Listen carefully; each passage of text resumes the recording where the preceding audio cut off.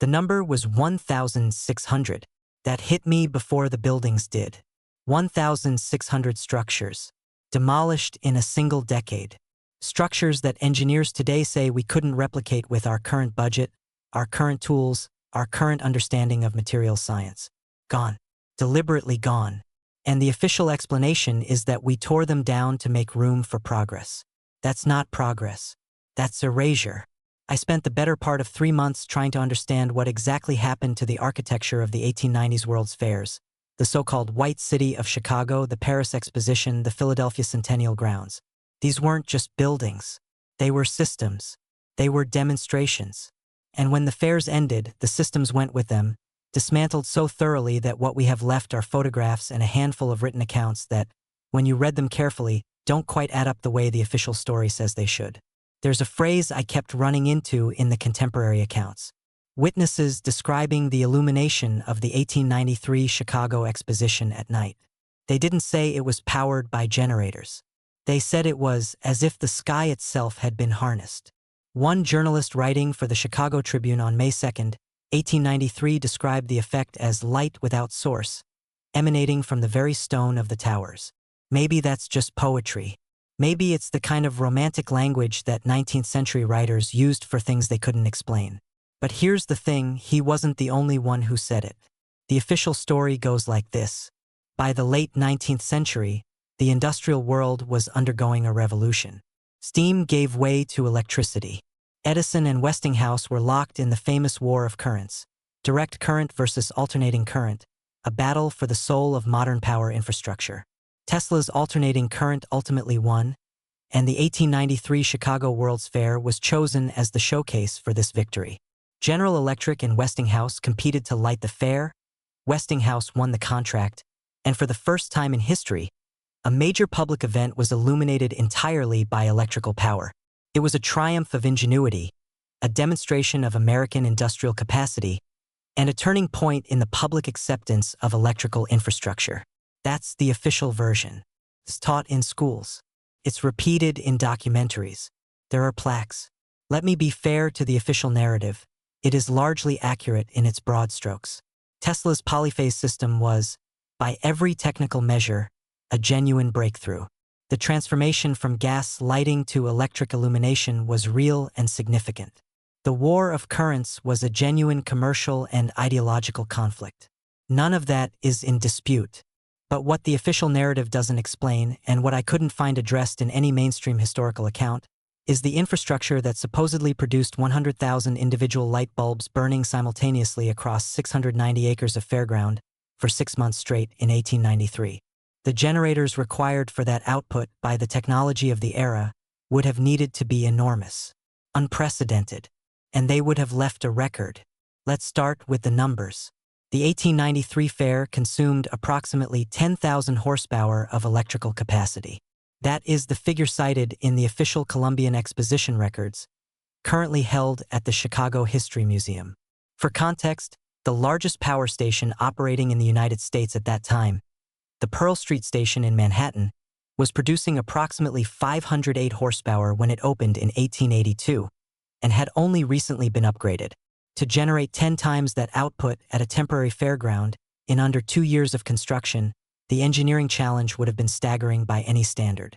Here's what the records show about the Westinghouse machinery used to power the fair. 2 massive AC generators, described in contemporary engineering journals as the largest ever constructed, each weighing several hundred tons. The machinery was housed in a purpose-built powerhouse near the lakeshore. After the fair closed on October 30th, 1893, those generators were disassembled and removed. The powerhouse itself was demolished by July of 1894. The land was cleared. The records of the specific generator specifications, the detailed engineering drawings, the operational logs, are not held in any publicly accessible archive I was able to locate.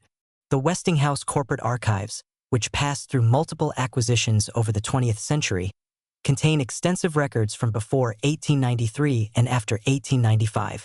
The gap, the specific documentation from the exposition construction and operation period, is noted by archivists at the Carnegie Mellon University Library Special Collections as incomplete. That's not unusual. That's almost surgical. Speaking of missing records, there's a related anomaly in the Paris Exposition of 1889, the one that produced the Eiffel Tower. That fair also featured electrical illumination of a scale previously unseen in Europe. The tower itself was lit with 10,000 gas jets, yes, but the wider fairground used electrical arc lighting described by Lou Figaro on May 6, 1889 as of an intensity which the most advanced scientific minds cannot yet fully account for. The electrical installation was designed by a team under Gustave Trouvé, a French electrical inventor whose work, I found while researching something else entirely, seems to have dropped almost completely out of mainstream historical memory after 1900. Trouvé's personal papers were held by his family until 1943. What happened to them in 1943 in occupied Paris is not something the historical record addresses with any specificity. Which brings me to the buildings themselves. The architecture of the late 19th century World's Fairs has always been a source of quiet controversy among architectural historians, though you rarely see that controversy break into mainstream discussion. The structures built for these events, the Palace of Fine Arts, the Transportation Building, the Manufactures and Liberal Arts Building, which was, at the time of its construction, the largest building by floor space in human history, were constructed in periods of 12 to 18 months. Using the construction technology of the 1880s and 1890s, the conventional explanation is that they were built from staff, a composite material of cement, plaster, and jute fiber, which was lightweight, cheap, and fast to work with. This is true, and it explains the speed of construction and the relative fragility of the structures, most of which began deteriorating within years. But here's what matters. The speed isn't the anomaly. The scale is. The Manufactures and Liberal Arts Building covered 44 acres of floor space. It was 787 feet wide and 1,687 feet long. It enclosed 30 acres of open, column-free interior space under a roof that rose to 211 feet. The roof was supported by 13 arch trusses, each spanning the full 387-foot width of the building without a single interior column. In 1891, the lead engineer, W. H. Dawn, described the design in a June 1892 paper delivered to the American Society of Civil Engineers as requiring calculation methods not yet formalized in any published textbook. He did not specify what methods were used. The paper itself, I checked, is not available in full in the ASCE Digital Archive. A one-page summary exists. The full text appears to have been retained only in hard copy at the ASCE headquarters library in Reston, Virginia, where access requires a written research request. The timing is almost theatrical. Let me tell you about the photographs. I spent time with the photographic archive of the 1893 exposition held at the Library of Congress, accessible digitally, thankfully, through the Prints and Photographs online catalog. There are thousands of images. They are extraordinary, and when you study them closely, not as historical curiosities but as technical documents, certain things begin to accumulate. The electrical conduits.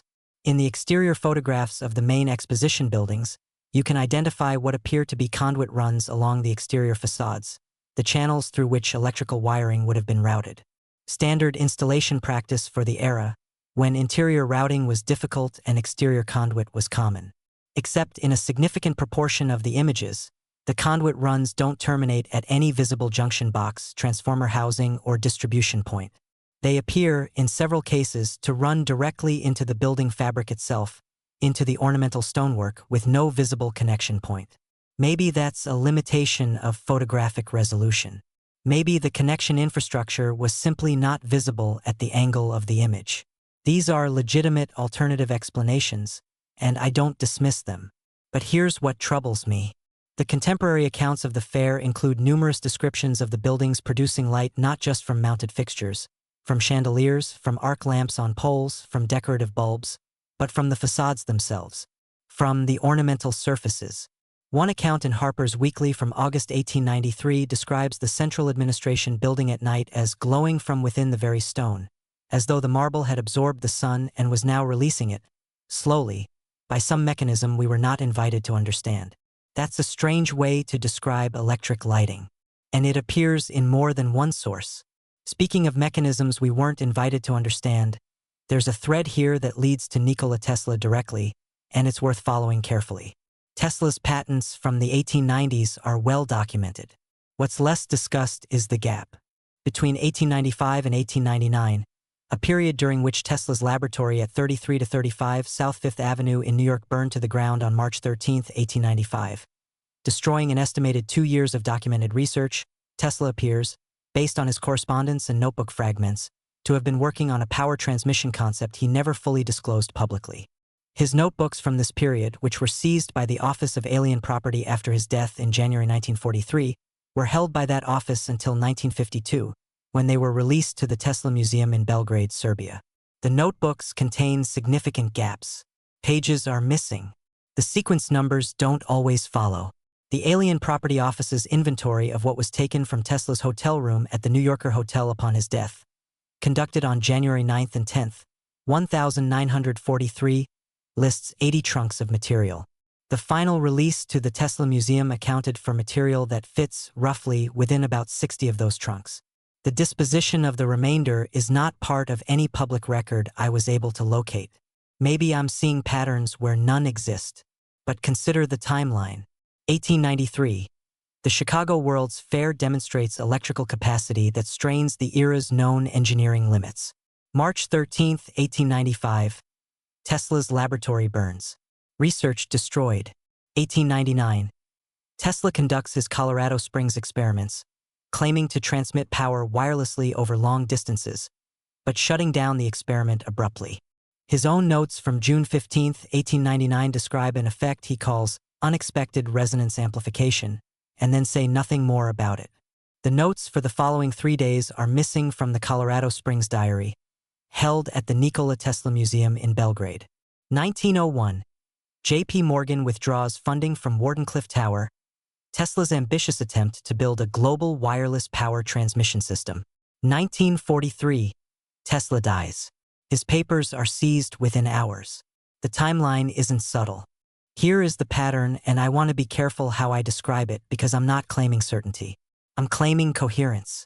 The architecture of the late 19th century demonstrates, repeatedly and across multiple continents, construction achievements that strain the limits of period technology. The electrical infrastructure of the world's fairs demonstrates power output and distribution methods that are only partially explained by surviving documentation. The documentation itself has gaps that are consistent, not random, not the ordinary attrition of time, but targeted in ways that cluster around specific technical achievements and specific individuals. The individuals in question, Tesla above all, but also figures like Trouvé in France, like John Worrell Keely in Philadelphia, whose experiments with acoustic resonance were attended by more than 2,000 documented witnesses between 1875 and 1898 before every piece of his machinery was dismantled immediately upon his death, were working on something. The pattern indicates they may have been working on the same something. What does that something look like, assembled from the fragments? It looks like power. Not power generated by burning fuel, not power transmitted through copper wire at scale, but power derived from the environment itself, from resonance, from frequency, from what Tesla called, in a 1930 interview with Hugo Gernsback published in the November 1930 issue of Electrical Experimenter, the medium which fills all space. He said, and these are his words in that interview, not mine, that the day would come when power will be free to all men equally, and the very concept of an electric bill will seem as barbarous as charging for air. He said that in 1930. He died in poverty in 1943. His papers were seized within hours. Maybe this is coincidence. Maybe the records are incomplete because records are often incomplete, because fires happen and archives are mismanaged and history loses things without malice. Maybe the construction methods of the 1890s have been underestimated by modern engineers who are too quick to assume that the past was less capable than the present. Maybe Tesla's wireless power research simply didn't work at the scale he claimed, and the missing notebooks contain nothing more than the documentation of failure. Maybe. But here's what I keep coming back to. The model that replaced the world's fair power systems, the model of centralized generation, metered distribution, and household billing, was commercially implemented with extraordinary speed. Between 1895 and 1910, utility companies in the United States formed at a rate of more than one per week. The financing for those utilities came overwhelmingly from a small cluster of banking interests, J.P. Morgan, the Rockefeller family trusts, and their affiliates, who also, in the same period, acquired controlling interests in the major electrical manufacturing companies. General Electric's board, by 1905, was effectively a Morgan instrument. The infrastructure of modern power, the one we still live inside, was not built by engineers. It was built by financiers. And once you see it, you cannot unsee it. The engineers were simply pointing in a different direction. There's an old woman I spoke with whose grandfather was an electrical apprentice at the 1904 St. Louis World's Fair. She shared with me a letter he wrote to his sister on September 22, 1904, which she had kept in a box in her attic for almost 60 years before she understood why it was interesting. In the letter, he describes being told by his supervisor to disconnect and remove certain secondary resonance coils from the main distribution panels 2 weeks before the fair's end. When he asked why, he was told that the equipment would not be needed going forward and that it belonged to a system which had been decided against. He wrote that he didn't know what that meant. He was 22. He just did as he was told. She let me photograph the letter. It sits in my files now, alongside the Library of Congress photographs and the Tesla Museum correspondence and the partial ASCE paper summary. I don't have answers, only patterns. The patterns suggest that in the late 19th and early 20th centuries, there was a genuine fork in the road of energy infrastructure. One path was decentralized, ambient, difficult to meter, and impossible to bill. The other was centralized, infrastructurally massive, and capable of generating enormous and predictable revenue streams for whoever controlled the generation points. One path was chosen. The other was not simply abandoned. It was, the pattern suggests, actively removed from possibility. The buildings came down. The papers went missing. The researchers died in poverty or obscurity or simply stopped publishing. The companies that built the metered model absorbed everything else. And the electrical bill, which Tesla called barbarous, arrived in every household in the eye. Here is what still exists. Tesla's patents, the ones that were released, the ones that survived, are publicly accessible through the United States Patent and Trademark Office archive. Many of them describe principles that modern physicists acknowledge as technically sound. The Colorado Springs notes, gaps and all, are digitized and available through the Nikola Tesla Museum in Belgrade. The Chicago History Museum's Columbian Exposition Collection, which includes operational records, correspondence, and some construction documentation, can be accessed by appointment. The ASCE Library in Reston, Virginia holds physical archives that have not been fully digitized. The photographs are still there. The letters are still there. The partial records, the curious gaps, the language that doesn't quite fit the official explanation. It's all still there if you know where to look. What's not there is a complete picture. And I've come to believe that the incompleteness is the message. Every archive that documents an anomaly seems to have a page missing at exactly the right moment. Every engineer who got close enough to the question retired suddenly or died young or simply stopped writing about it. Every fair ended with the systematic destruction of the infrastructure that powered it. Not salvaged. Not preserved for study. Destroyed. There's a phrase I found in an internal Western Union memorandum dated March 7, 1902, which is part of a collection held at the Smithsonian National Museum of American History, a memorandum discussing the company's response to Tesla's Wardenclyffe project. The memo describes the project as commercially untenable and strategically inadvisable. Commercially untenable, I understand. But strategically inadvisable, that phrase has stayed with me. Strategically inadvisable for whom? The part that keeps me up at night isn't the missing notebooks or the demolished buildings or even the suspicious timing of who controlled which archives when. The part that keeps me up at night is the sheer mundanity of the outcome. We didn't end up paying for electricity because it was inevitable. We ended up paying for electricity because, at a specific moment in history, a specific set of financial interests made a specific set of decisions. And the evidence that another path existed, the coils that were disconnected, the papers that went missing, the buildings that came down, was removed efficiently enough that we don't even know what to mourn. I found a photograph in the Library of Congress collection taken on October 30, 1893, the last night of the Chicago World's Fair. It shows the Court of Honor, the Central Plaza, at full illumination. The sky above it is completely black. The buildings are white, impossibly white, lit in a way that makes them seem to exist outside of time. And in the foreground, a small crowd of people looking up. They are looking up at the light. And none of them, not one, looks like they're thinking about a bill.